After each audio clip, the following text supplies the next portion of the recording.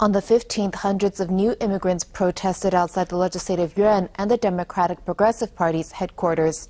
They called for equal treatment and an end to double standards, as spouses from other countries can get their Taiwan ID cards in 4 years, while spouses from China have to wait 6 years.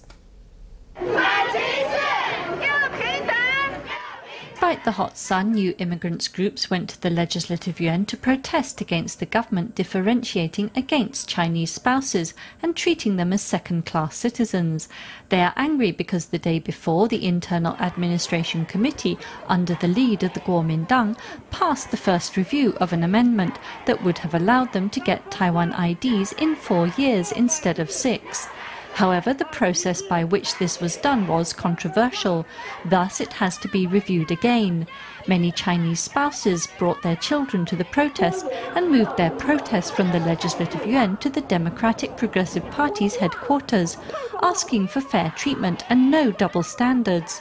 Some women said getting married in Taiwan and having to live without an ID was hard when looking for work or trying to get national health insurance. Not only themselves, but their children were the subject of prejudice due to the difficulty of getting an ID.